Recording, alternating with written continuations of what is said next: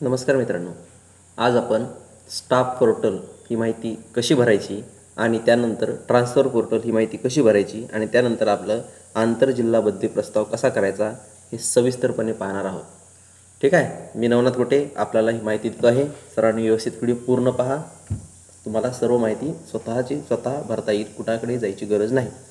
सर्वप्रथम आपल्याला क्रोममध्ये जो ब्राउझर आहे त्यामध्ये ॲड्रेस बारमध्ये http://edustaff.maharashtra.gov.in असं टाईप करून एंटर करायचं आहे. एंटर केल्यानंतर हे समोरचं पहिलं पेज ओपन होईल. हे पेज ओपन झाल्यानंतर पहिल्यांदा आपल्याला स्टाफ पोर्टलची माहिती भरायची आहे. स्टाफ पोर्टलची माहिती भरल्याच्या नंतर आपल्याला जी आहे ती ट्रान्सफर पोर्टलची माहिती भरायची आहे. स्टाफ पोर्टलची माहिती भरून ती आपल्याला कुठे पाठवायची आहे? केंद्रप्रमुख लॉगिनला. केंद्रप्रमुख लॉगिनला तिथे व्हेरीफाय केल्यानंतरच आपण ट्रान्सफरची पोर्टलची माहिती भरू शकतो. सर्वप्रथम आता आपण स्टाफ पोर्टलची माहिती भरूया. त्याला क्लिक करा. स्टाफ पोर्टलला क्लिक करा. स्टाफ पोर्टलला क्लिक केल्यानंतर तुमचं पहिलं पेज ओपन होईल. हे असं पेज ओपन होईल. यामध्ये तुम्हाला खाजगी अनुदानित शाळेची सूचना वगैरे देतील, ते कट करायचं आहे. पहिल्यांदा आपल्याला सर्वप्रथम सिलेक्ट रोल, इथे तुम्हाला हेडमास्टर सिलेक्ट करायचा आहे. त्यानंतर युजर आय डी म्हणजे तुमचा UDIS टाकायचा आहे. त्यानंतर पासवर्ड कोणता टाकायचा आहे? जो आपण स्कूल पोर्टलला वापरला होता तोच पासवर्ड आपल्याला इथे टाकायचा आहे. त्यानंतर जो कॅप्चा आहे तो रिलोड करायचा आहे आणि टाकायचा आहे, जेणेकरून जो आत्ता तुम्हाला दिसतो तो कधीच कुणीतरी वापरलेला असेल, कारण आता भरपूर युजर आहेत, त्यामुळे तो रिलोड करूनच आपल्याला वापरायचा आहे. ठीक आहे.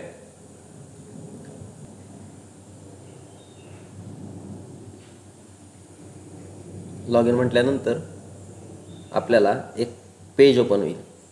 आता सर्वप्रथम आपण स्टाफ पोर्टलची माहिती भरत आहोत. ठीक आहे. माझी ऑलरेडी माहिती भरलेली आहे.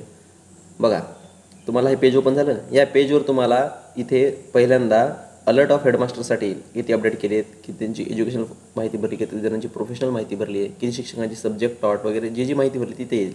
सर्वप्रथम आपल्याला टीचिंग स्टाफ या मेनूमध्ये जायचं आहे पहिल्या डाव्या हाताच्या, आणि त्यानंतर आपल्याला त्यामध्ये map with Shalarth and UDIS या मेनूवर जाऊन क्लिक करायचं आहे. या मेनूला क्लिक केल्यानंतर आपल्याला असं पेज ओपन होईल. यामध्ये आपल्याला list of teacher in Shalarth आणि list of teacher in UDIS असे दोन्ही लिस्ट आपल्याला येतील. या दोन्ही लिस्टमधील जो शिक्षक आहे तो दोन्ही लिस्टमधून सिलेक्ट करायचा. फक्त शालार्थमध्ये सिलेक्ट असेल तर मॅप शालार्थ म्हणा. फक्त UDISमध्ये जर दिसत असेल तर त्याला क्लिक केल्यानंतर UDIS म्हणा. आणि जर शालार्थ आणि फक्त UDISमध्ये दिसेल तर UDIS म्हणा. शालार्थ आणि UDIS दोन्हीकडे जर दिसत नसेल शिक्षक, तर आपल्याला काय करायचं आहे, तर टीचिंग स्टाफ या मेनूमध्ये जाऊन मॅप फ्रॉम अदर स्कूल हे आपल्याला निवडायचं आहे. ठीक आहे. बघा, मॅप फ्रॉम अदर स्कूल. ठीक आहे. तर आता आपण काय करणार आहोत, दोन्ही शिक्षक दोन्हीकडे आपल्याला ते शिक्षक दिसत आहे, त्याला आपण क्लिक करणार आहोत. आता समजा आता मी इथे कोणते घेतो बघा, इथे आहे मनीषा प्रभाकर मोरे. ठीक आहे. कारण ऑलरेडी वरचे पण मॅप केलेले आहेत आणि इकडे पण सुद्धा आहे केलं. तिथं बघा लगेच map UDIS and Shalarth he tab open झाली. त्याला आपल्याला क्लिक करायचं आहे. खाली त्यांची दोघांची माहिती आलेली आहे. ठीक आहे. बघा, ही माहिती आलेली आहे. UDISची माहिती इकडे आणि इकडे शालार्थची माहिती आलेली आहे. आता आपल्याला मॅप UDIS अँड शालार्थ असं क्लिक करायचं. Okay. Mapping teacher Shalarth UDIS is done successfully. Okay. आता आपल्याला पुन्हा टीचिंग स्टाफमध्ये जाऊन ही जी माहिती भरलेली आहे ती आपल्याला काय करायची आहे, अपडेट करायची आहे. म्हणजे काही माहिती जी आहे जी इथे नाही आहे किंवा जी काही वेगळी आहे ती आपल्याला अपडेट करायची आहे. डेट ऑफ बर्थ सोडून आपल्याला जायचं आहे data updated by headmaster after mapping. ठीक आहे. Data updated by headmaster after mapping याला क्लिक करायचं आहे. याला क्लिक केल्यानंतर आपल्याला असं नवीन पेज ओपन होईल. इथे जाऊन आपल्याला आपण जो शिक्षक मॅप केला होता तो घ्यायचा आहे, निवडायचा इथे सिलेक्ट करून. त्यानंतर त्याची पूर्ण माहिती इकडे आपल्याला दिसेल. ठीक आहे. यामध्ये बघा, edited by headmaster, Shalarth data, UDIS data आणि एडिटेड बाय हेडमास्टर. इथे आपल्याला इकडची सगळी माहिती एडिट करायची. इथे मी ऑलरेडी एडिट केलेली आहे, परंतु तुमची इथे ब्लँक असेल. तुमची शालार्थ आणि UDISची माहिती बघून तुम्हाला इथे ती माहिती भरायची आहे. जसे की मनीषा प्रभाकर मोरे हे एकाच लाईनला नाव आहे, ते आपल्याला पहिल्यांदा फर्स्ट नेम, मिडल नेम आणि लास्ट नेमला असं घ्यायचं आहे. दिसते बघा, इथे दिसते. ठीक आहे. हे नाव घेतलं आपण Manisha Prabhakar More. Date of birth जी आहे ती जशाच तशी येणार आहे, ती आपण एडिट करू शकत नाही. जर डेट ऑफ बर्थ चुकीची असेल तर ॲटोमॅटिक, म्हणजे शाळातला वेगळी डेट ऑफ बर्थ आणि UDASला वेगळी डेट ऑफ बर्थ असेल तर ॲटोमॅटिक गशी लॉगिनला तुमची या शिक्षकाची माहिती जाते डेट ऑफ बर्थ करेक्शनसाठी. तिथं आपली योग्य ती कागदपत्र LC किंवा सर्व्हिस बुक घेऊन तुमचं काय असेल ते प्रूफ डेट ऑफ बर्थचा तो घेऊन तुम्हाला तिथे जायला लागेल. त्यावेळेस तुम्ही चेंज करू शकता. तोपर्यंत तुम्ही इथे काहीही करू शकत नाही. आता ज्यांची डेट बरोबर आहे त्यांच्यासाठी तुम्ही पुढं चला. डेट ऑफ बर्थ टाकली फिमेल. त्यानंतर खाली बघा आधार नंबर दिसतोय. तो आधार नंबर जो आहे आपल्याला इथे आधार नंबरसुद्धा टाकायचा आहे, पण EID टाकायचा नाही आहे. याचं कारण काय तर EID हा नंबर घेतल्यानंतर टाकल्यानंतर आपल्याला माहिती अपडेट होत नाही. तर आधार नंबरच लागतो. त्यामुळे आधार नंबरच टाका तुम्ही, जेणेकरून तुमची माहिती अपडेट होईल. त्यानंतर तुमची कॅटेगरी सिलेक्ट करा. त्यानंतर तुमचं डेझिग्नेशन सिलेक्ट करा. अंडर ग्रॅज्युएट असेल तर 1 ते 4साठी, आणि जर तुम्ही 5वी 6वी 7वीला शिकत असाल तर, जर तुम्ही 5वी 6वी 7वी शिकत असाल तर ग्रॅज्युएट टीचर येईल. ओके. त्यानंतर जॉईन न्यू सर्व्हिस. जर तुम्ही मोड ऑफ गेटिंग पोस्ट, म्हणजे ही जी पोस्ट तुम्हाला मिळाली आहे ती कशाने मिळालेली आहे, तर तुम्ही पण नवीन जो जॉईन झालेला आहे त्याला जॉईन न्यू सर्व्हिस म्हणायचं आहे. ठीक आहे. त्यानंतर एडेड टाईप. एडेड टाईपमध्ये काय द्यायचं तुम्हाला की ही जी जागा आहे, तुम्ही म्हणजे जी शिक्षक पदावर आहात ते पद एडेड आहे का, म्हणजे अनुदानित आहे का. ठीक आहे. अनुदानित असेल की सेल्फ अनुदानित असेल ते आपल्याला तो निवडायचं आहे. त्यानंतर टीचर मॅप्ड ॲज, संच मान्यतेनुसार टीचर मॅप झालेला आहे का हे करायचं आहे. आणि इलिजिबिलिटी क्रायटेरिया, तो ट्रेंड आहे की अनट्रेंड आहे, तर तिथं आपण ट्रेंड घ्यायचं. त्यानंतर तुम्ही पोस्ट कशी आहे, रेग्युलर आहे हे ते निवडा. मोबाईल नंबर आणि ईमेल ID. त्यानंतर तुम्हाला ती माहिती तुमची सेव्ह करायची आहे. व्हिडिओच्या खाली डिस्क्रिप्शन जे आहे ते वाचा. त्यामध्ये कोणत्या म्हणजे एड टाईपला टीचर मॅप ॲज यासाठी प्रत्येक ठिकाणी काय काय माहिती भरायची ती आपल्याला तिथे दिलेली आहे. ठीक आहे. त्यानंतर आपल्याला टीचिंग स्टाफमध्ये जायचं, पुन्हा क्लिक करायचं. टीचिंग स्टाफमध्ये जाऊन आपल्याला आता क्लिक करायचं आहे टीचिंग डिटेल्सवर. कशावर? टीचिंग डिटेल्सवर क्लिक करायचं आहे. तर टीचिंग डिटेल्सवर क्लिक केल्यानंतर आपल्याला पुन्हा एक नवीन पेज ओपन होईल. असं यामध्ये आपल्याला तो स्टाफ निवडायचा आहे. आता इथे मध्ये मी माझी माहिती निवडतो, कारण माझी माहिती ऑलरेडी भरलेली आहे. ठीक आहे.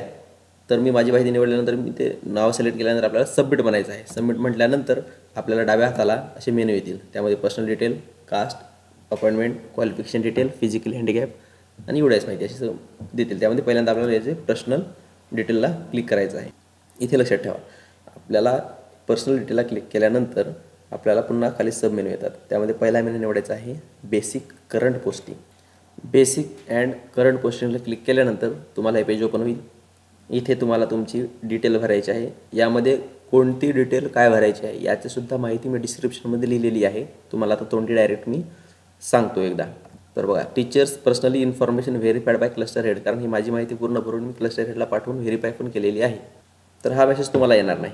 बेसिक अँड करंट पोस्टिंग केल्यानंतर अशी माहिती येईल. मी माझी माहिती पूर्ण भरलेली आहे. त्यामध्ये staff ID, staff name, staff ID तिथे ॲटोमॅटिक ID येईल, तुम्हाला काही लिहायची गरज नाही. स्टाफ नेम तुम्ही जे अपडेट केलेलं असतं मुख्याध्यापकाने ते इथे जशाला तसं. डेट ऑफ बर्थ तुमची जशाला तशी येईल. मेल फिमेलसुद्धा येईल. त्यानंतर date of entry in service ही सुद्धा तुम्ही मुख्याध्यापकाने जी भरलेली असते आपल्याला तिथनंही व्यवस्थित येते. आता करंट पोस्टिंग डिटेलमध्ये इथे काय तुम्ही ऑलरेडी सिलेक्टेड असतं अंडर ग्रॅज्युएट, तुम्ही तिथे मुख्याध्यापकांच्या अपडेटेड बाय मुख्याध्यापकमधून आपण केलेलं आहे. आणि तुमची जॉईनिंग करंट डेझिग्नेशनसुद्धा तुम्हाला इथे भरायची आहे. ठीक आहे. इथे तुम्ही जो जॉईन झाला ती जॉईनिंग डेट भरायची आहे. पुन्हा पोस्ट तुम्हाला कशी भेटली, नवीन सर्व्हिसमध्ये आलेला आहात की दुसऱ्या सर्व्हिसमध्ये इकडे आलेला आहात, तर त्याला ते वेगवेगळे पर्याय आहेत. ते पर्याय मी डिस्क्रिप्शनमध्ये लिहिलेले आहे. इथे मी माझी पोस्टिंग जॉईन न्यू सर्व्हिस आहे, त्यामुळे इथे न्यू सर्व्हिस लिहिलेलं आहे. शिक्षण सेवक आहात का, असेल तर येस, नसेल तर नो. तर आपण आता सध्या शिक्षण सेवक नाही तर नाही म्हणा. आणि date of joining the district, म्हणजे या जिल्ह्यात कधी जॉईन झालात, या ब्लॉकला कधी जॉईन झालात आणि करंट स्कूलला कधी जॉईन. कदाचित करंट स्कूल ही आत्ताची असू शकते, त्यामुळे तुम्ही ती आणि जॉईनिंग ब्लॉक आणि जॉईनिंग डिस्ट्रिक्ट ह्या तिन्ही डेट कधी कुणाच्या एखाद्या वेळेस वेगळे येऊ शकतील. कारण तुम्ही जिल्ह्यामध्ये जॉईन होता म्हणजे ती अनुसूता असते, परंतु तुम्ही ती बदलून एखाद्या तालुक्याला गेलात तर ती ब्लॉकची डेट चेंज होईल. त्या तालुक्यामध्ये एखादी नवीन शाळा मिळते त्यावेळेस त्या करंट स्कूलची पण तारीख वेगळी असू शकते. त्यानंतर ही माहिती भरल्यानंतर ही माहिती व्यवस्थित भरा. हीच माहिती तुमची पुढं ट्रान्सफर पोर्टलला घेतल्या जाणार आहे. आणि त्यानंतर तुम्हाला इथं वर डाव्या हाताला सेव्ह म्हणायचं आहे. सेव्ह म्हटल्यानंतर पुढे जाय आपल्याला पे डिटेल्सवर. सक्सेसफुली सेव्हचा पण मेसेज येईल तुम्हाला, मी ऑलरेडी सेव्ह केलेला आहे. पे डिटेल्सवर गेल्यानंतर बघा इथे काय करायचं आहे आपल्याला. काही जणांना आता शिक्षकांना सर्वांना 6 पे कमिशन लागलेलं आहे, त्यामुळं सरळ आपण 6 पे कमिशन निवडायचं आहे. काही जणांच्या बाबतीत 5च पे कमिशनने पेमेंट चालू असतं, तिथं त्यांना 5th पे कमिशन निवडायला लागतं. पण शिक्षकाबाबतीत ते नाही आहे. तुमचा पे स्केल सिलेक्ट केल्यानंतर तुम्हाला तर पे स्केल पूर्णपणे लिस्ट येईल. त्या लिस्टमध्ये आपल्याला आपला पे स्केल कोणता आहे तो निवडायचा आहे. ठीक आहे. आता माझा 5,200 ते 20,200 आणि ग्रेड पे 2800 आहे. ठीक आहे. असं ते निवडल्यानंतर पे इन बँड बघा 6 पे कमिशन निवडलं, आपला पे स्केल निवडला. पे इन बँडमध्ये आपल्याला आपला पे बँड लिहायचा आहे. तो किती आहे तर माझा आहे 9,260. तो 9,260 कधी झालेला आहे तर कालच्या जुलैला इन्क्रिमेंट मिळालेली आहे त्यावेळेस झालेला आहे. आणि ग्रेड पे 2800. बेसिक पे ॲटोमॅटिक येतं आणि व्हॉट द इफेक्ट डेट ही पाठच्या जुलैची टाकायची, कारण आपल्याला 1 तारखेला जुलैच्या तो इन्क्रिमेंट मिळत असतं. ठीक आहे. आता नेक्स्ट इन्क्रिमेंट डेट ही ॲटोमॅटिक येईल. त्यानंतर बघा रिसिव्ड सिनियर ग्रेड स्केल हे दिसतं आहे. तर यामध्ये काय करायचं आहे तर आपल्याला जर 12 वर्ष पूर्ण झाली असतील तर आपल्याला ती येस म्हणायचं आहे आणि त्याची डेट लिहायची आहे. ठीक आहे. आणि जर आपल्याला 24 वर्ष पूर्ण झाली असेल तर ग्रेड स्केल सिनियर रिसिव्ड म्हणून तो खालचं जे आहे त्याला येस म्हणायचं आणि डेट लिहायची आहे. इथे तुमचा पॅन नंबर तुम्हाला लिहायचा आहे आणि ही माहिती तुम्हाला काय करायची आहे सेव्ह करायची आहे. यानंतर PF DCPS डिटेल यामध्ये गेल्यानंतर लक्षात ठेवा, आता मी 2005च्या नंतरची जॉईनिंग आहे माझी, त्यामुळे मी DCPSमध्ये येतो. पण पूर्वीचे आहेत 2005च्या त्यांना इथे अकाउंट टाईपमध्ये PF निवडायचं आहे आणि अकाउंट मेन्शन बाय म्हणून कुणाचं निवडायचं आहे तर PF डिपार्टमेंट निवडायचं आहे. ठीक आहे. आणि खाली तुमचा PF अकाउंट नंबर वगैरे ते विचारेल ती माहिती लिहायची आहे. आता मी तर DCPS असल्यामुळे फक्त मला DCPSच हा ऑप्शन येणार आहे, त्यामुळे मी DCPS निवडला. Account mention by defined contributory pension scheme हा ऑप्शन निवडायचा आहे. DCPS सिरीज आणि PPAN नंबर हे तुम्हाला इथे लिहायचे आहेत. ऑलरेडी आमच्या रत्नागिरी जिल्ह्यामध्ये अजून आमच्या नवीन शिक्षकांची DCPS अकाउंटच तयार केलेलं नाही आणि एकही कटिंग झालेलं नाही, त्यामुळं आमच्या इथं अकाउंट नंबरच नाही आहे. तुम्ही पदा तो घ्यायला पाहिजेत. ठीक आहे. त्यामुळे माझं इथं मी 0 टाकतो. त्यानंतर सेव्ह म्हणायचं आहे. ठीक आहे. त्यानंतर GIS डिटेल.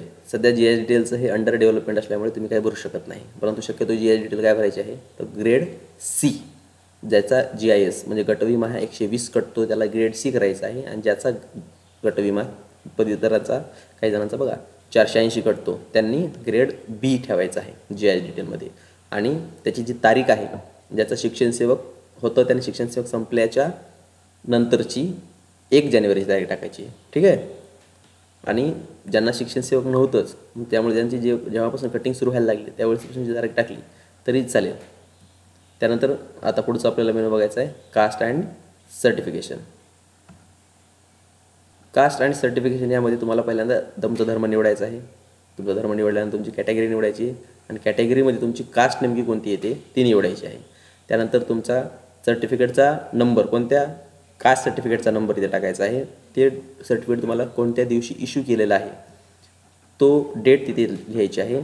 आणि हे इश्यू करण्याची ऑथॉरिटी कोणाला आहे तर कुणी तालुक्यातून कुणी जिल्ह्यातून निवडला असेल ते तुम्हाला ते निवडायचं आहे डिव्हिजनल सब डिव्हिजनल आणि तो ठिकाण बरोबर.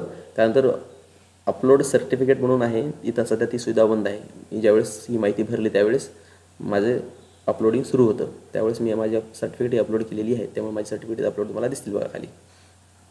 त्यानंतर सेम ॲज प्रोसेस तुम्हाला सर्टिफिकेशन व्हॅलिडिटीची तुम्हाला टाकायची आहे. नंबर टाका, डेट टाका, ऑथॉरिटी टाका, कोणी इश्यू केली, प्लेस टाका आणि अपलोड सर्टिफिकेटमधून अपलोड आता सध्या तर होणार नाही आहे त्यामुळे काही करू नका, माझं ऑलरेडी अपलोड आहे.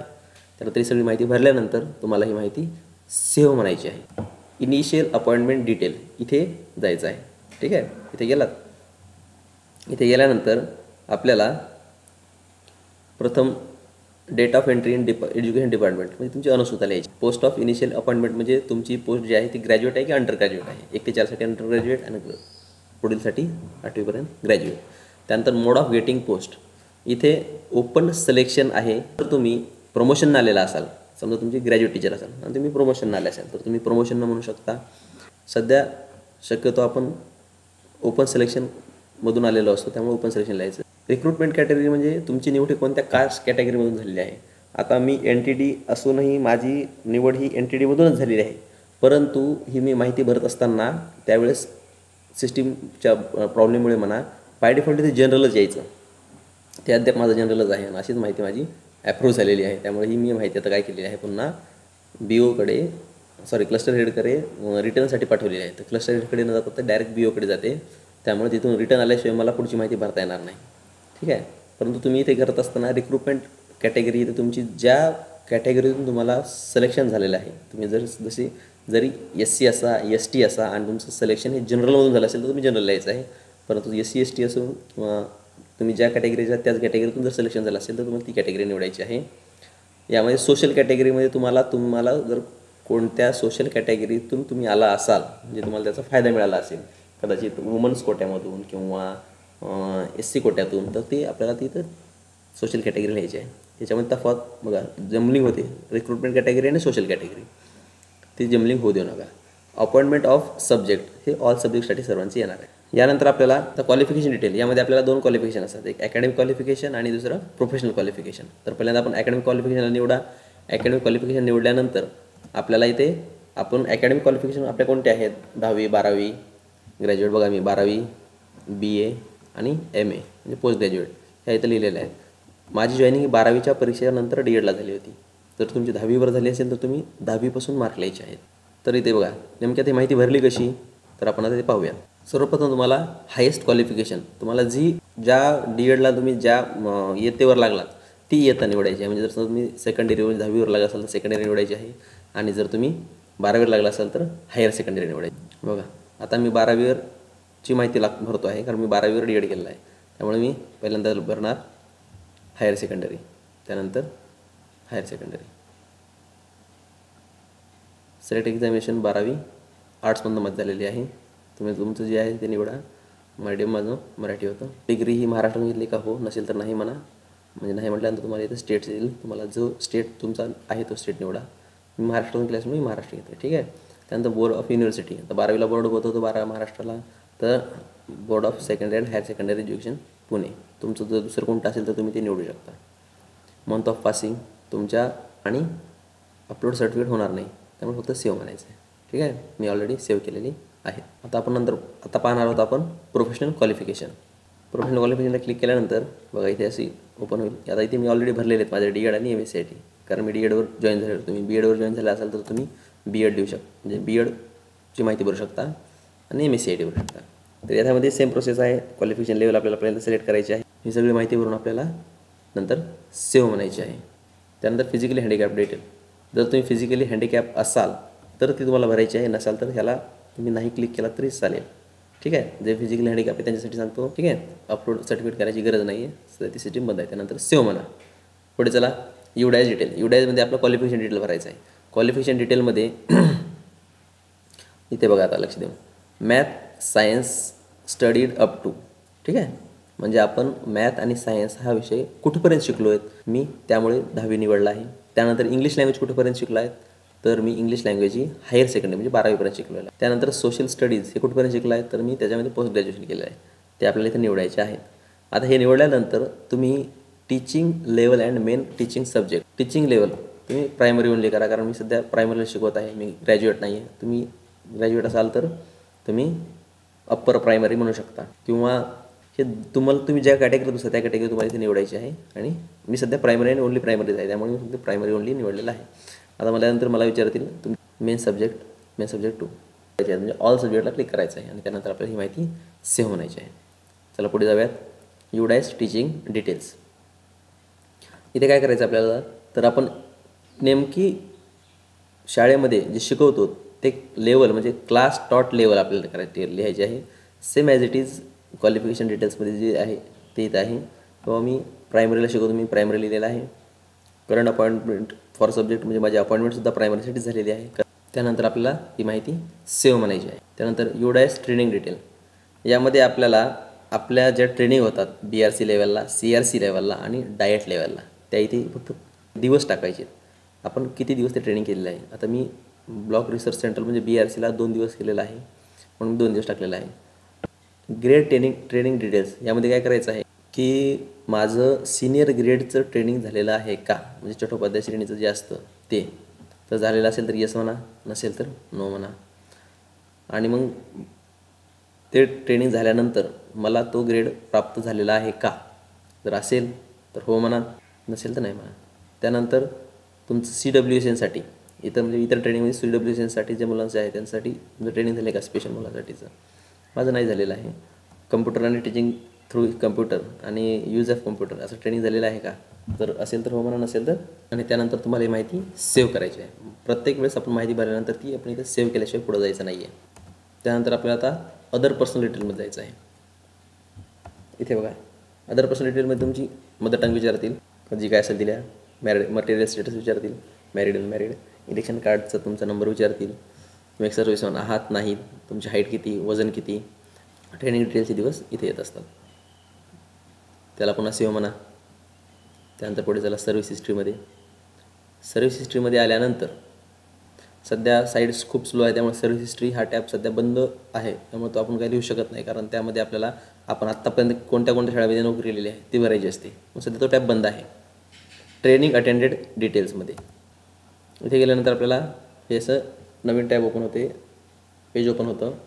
या पेजमध्ये आपल्याला काय करायचं आहे, आपण एक्स्ट्रा कोणतं ट्रेनिंग केलं असेल तर त्याची इथं माहिती द्यायची आहे. ठीक आहे. त्यानंतर आपल्याला ते सेव्ह म्हणायची. नंतर पुढचा फॅमिलीमध्ये फॅमिली डिटेल्स पहिल्यांदा आपल्याला भरायची आणि त्या डिटेल्सवरून आपल्याला नॉमिनी डिटेल्स भरता येते. मी माझी फॅमिली डिटेल इथं भरलेली आहे. ठीक आहे. आणि पत्नी आणि वडील यांची डिटेल मी इथं भरलेली आहे. सेव्ह म्हणा. अशा प्रकारे तुम्ही जे जेवढे फॅमिली डिटेल्स म्हणजे फॅमिलीची माणसं आहेत टाकायची तेवढी तुम्ही माणसं तिथे इन्सर्ट करू शकता. त्यानंतर आपण जाऊयात नॉमिनी डिटेलवर. नॉमिनी डिटेल भरूयात. ज्यामध्ये सिलेक्ट नॉमिनी टाईप. आता इथे बघा,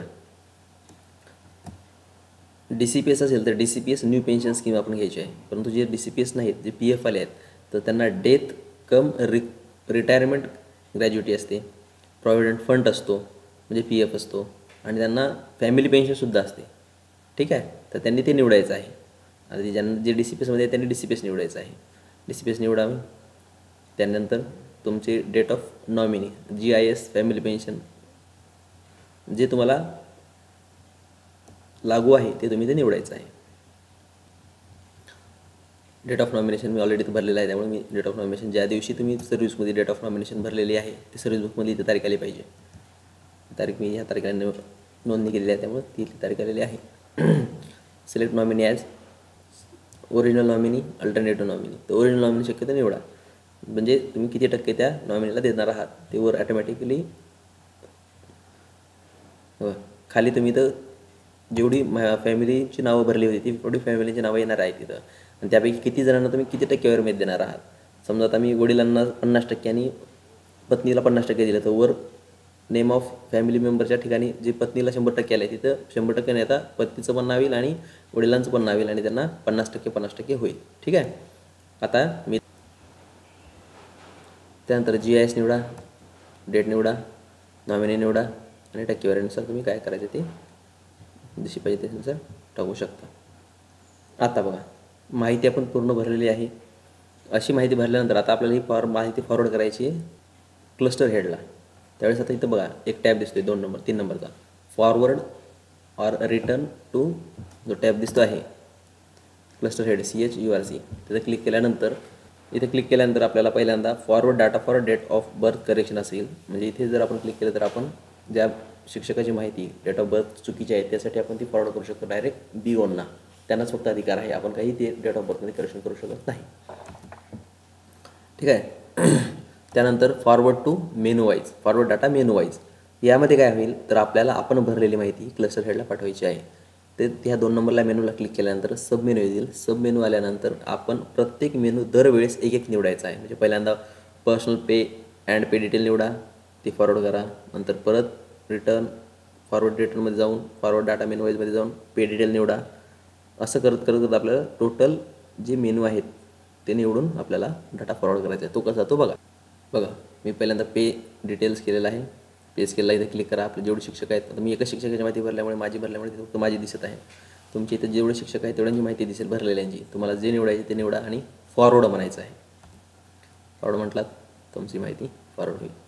आता बघा इथे ड्रॉपडाऊन मेनू ॲटोमॅटिक येत नाही, तर त्यावेळेस आपल्याला काय करायला लागेल, एक तर इथे एक्झिटवर क्लिक करायला लागेल किंवा टीचिंग स्टाफवर क्लिक करायला लागेल. जेणेकरून आपलं पुन्हा फ्रंट पेज येईल आणि नंतर ड्रॉपडाऊन मेनू येईल, कारण डायरेक्ट असा ड्रॉपडाऊन मेनू येत नसतो.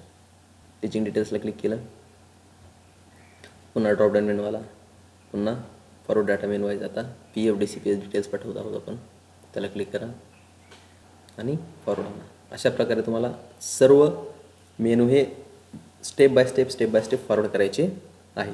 आता आपली स्टाफ पोर्टलची माहिती पूर्ण झालेली आहे. पुन्हा पहिल्या पेजवर आपण यायचं आहे, edu.maharashtra.gov.in वर. इथे आल्यानंतर आपल्याला आता ट्रान्सफर पोर्टलला क्लिक करायचं आहे. परंतु हे लक्षात ठेवा, आपण पूर्ण जी फॉरवर्ड केलेली माहिती आहे ती क्लस्टर हेडने व्हेरीफाय केलेली असायला हवी. ते आपण क्लस्टर हेडला सांगायचं आहे, त्यांनी व्हेरीफाय करायला, म्हणजे ते व्हेरीफाय आपली माहिती करतील. ठीक आहे. तर त्यानंतर आता व्हेरीफाय केल्यानंतर, तुम्हाला व्हेरीफाय केले म्हणून सांगितल्यानंतर आपण आता ट्रान्सफर पोर्टलला आपण क्लिक करायचं आहे. ते क्लिक केल्यानंतर आपल्याला आपलं ट्रान्सफर जी माहिती करायची आहे त्याचं पेज ओपन, ट्रान्सफर पोर्टलचं पेज ओपन झालेलं आहे. त्यामध्ये आपल्याला select role, UID number, user ID म्हणून, पासवर्ड आणि कॅप्चा हा रिलोड करून टाकायचा आहे. आपल्याला हे पेज ओपन होईल. यामध्ये पहिल्यांदा ट्रान्सफर ॲप्लिकेशन या पर्यायाला क्लिक करायचं आहे. बघा, इंटर डिस्ट्रिक्टला क्लिक करायचं आहे. इंटर डिस्ट्रिक्टमध्ये ट्रान्सफर ॲप्लिकेशन. इंटर डिस्ट्रिक्ट म्हणजे आंतरजिल्हा बदली, जिल्हा टू जिल्हा, आणि इंट्रा डिस्ट्रिक्टमध्ये जिल्ह्यांतर्गत म्हणजे जिल्ह्याच्या आतल्या आत बदली. तर आपल्याला सध्या जी बदली करायची आहे, पोर्टल सुरू आहे, ते फक्त आंतरजिल्हा बदलीसाठी आहे. ठीक आहे, जिल्ह्यांतर्गतसाठी नाही आहे. तर आंतरजिल्हा बदलीसाठी पहिल्यांदा ट्रान्सफर ॲप्लिकेशन क्लिक केलं, त्यामध्ये आपल्याला पेज ओपन होईल. यामध्ये आपल्याला सिलेक्ट डेजिग्नेशन, तुम्ही जर ग्रॅज्युएट टीचर असाल तर ग्रॅज्युएट टीचर सिलेक्ट करायचं, अंडर असाल तर अंडर ग्रॅज्युएट टीचर सिलेक्ट करा. त्यानंतर शिक्षकाचं नाव सिलेक्ट करा. ज्यांचे नाव किंवा ज्यांची माहिती ही आपल्या केंद्राकडून फॉरवर्ड केलेली आहे म्हणजे त्यांनी व्हेरीफाय केलेली आहे, अशांचंच इथे आपल्याला माहिती दिसेल. आली माहिती. यामध्ये तुमची date of birth, date of joining school, date of current जिल्हा परिषद, date of total experience, caste तुमची कोणती आणि मीडियम, हे सगळं ॲटोमॅटिक येतं. आता इथं माझी कास्ट ही ऑलरेडी तिथं भरताना तुम्हाला सांगितलं नाही, चुकलेलं आहे. NTD करायचं तर जनरल झालेलं आहे, त्यामुळे ते जनरल आलेलं आहे. त्यामुळे मी आता फॉर्म भरणार आहे परंतु फॉरवर्ड करणार नाही. ठीक आहे. तर हे ॲटोमॅटिक येणार. यात जर काही बदल करायचा असेल तर हा बदल आपल्याला कुठं होणार, स्टाफ पोर्टलला. पण स्टाफ पोर्टलला ऑलरेडी ती माहिती जर तुम्ही फॉरवर्ड केली असेल तर ती आपल्याला बॅक मागवायची असते, रिटर्न मागवायची असते. मुख्याध्यापकांच्या मेनूमध्ये लॉगिनलाच तो ऑप्शन असतो रिटर्न मागायचा. तर रिक्वेस्ट केल्यानंतर समोरून ती रिटर्न केल्या जाते. तर मी माझी परमनन्सी डिटेल इथेमध्ये तुम्ही परमनंट आहात का, परमनंट म्हणजे आता परमनंट म्हणजे कसं बघा, तुमची परमनंट म्हणजे स्थायी म्हणून एक ऑर्डर निघत असते प्रत्येक जिल्हा परिषदेची.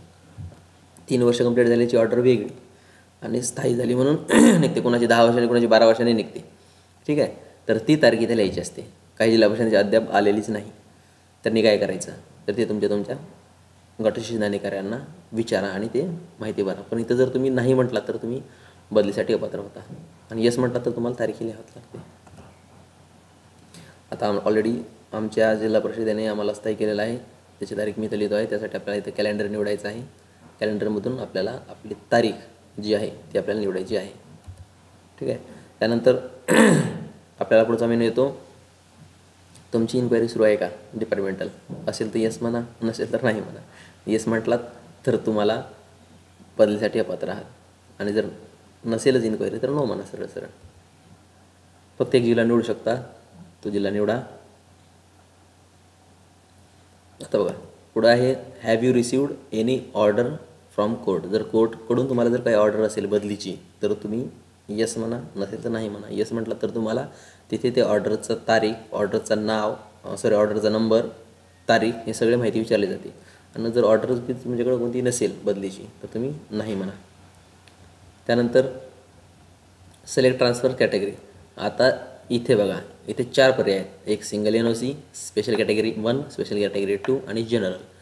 आता सिंगल NOCमध्ये आपल्याला म्हणजे सिंगल NOC म्हणजे नेमकं काय ते आता आपण पाहणार आहोत. सिंगल NOC म्हणजे NOC डेट 31 डिसेंबर 2016 ह्या तारखेच्या अगोदर जर कुणाला एकतर्फी NOC आलेली असेल, म्हणजे ज्या जिल्हा परिषदेला तुम्ही सध्या कार्यरत आहात त्या जिल्हा परिषदेची NOC तुम्हाला मिळाली असेल की तुम्ही इतर जिल्हा परिषदेमध्ये जाऊ शकता, तर तुम्हाला सिंगल NOC हा टॅब क्लिक करायचा आहे.